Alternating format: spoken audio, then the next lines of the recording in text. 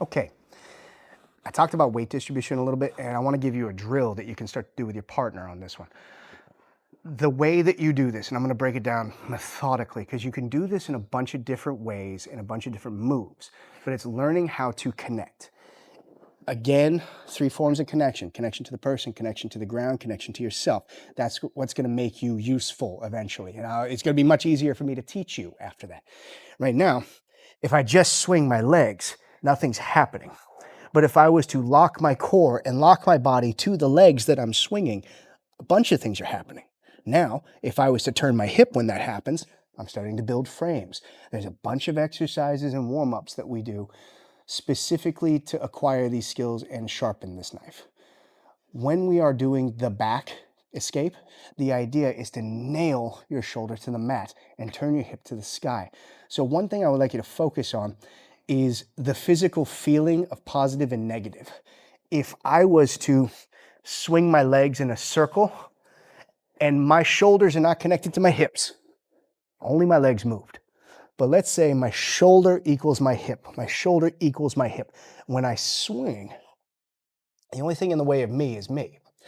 I'm going to pull my shoulder out from underneath me to push my shoulder over the top. That's the motion that you should start to get used to, is a positive and a negative. If you had somebody pulling your head down, your hips go back. Learn how to do the opposite of that. Push your hip forward to pull your shoulder back. Any point in time that you need to practice invisible jujitsu, I want you to think about positive and negative connection. If something is pushing, something is pulling. If something is pushing, something is pulling. Something is pulling, something is pushing. And I get you to join me just here again. Two hands. And you can stand up for this and grab my hand like a bro handshake.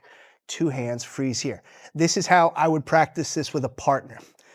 Bring your heels to you and let your body completely relax. And when you say this to your partner, don't have them deadlift you, because I've had a couple people deadlift. All I want you to do is just pull your hands to your chest. I'm not a heavy guy, okay? From here, if I go rigid and he does the same thing, I got a little bit more heavy, but I'm still being moved.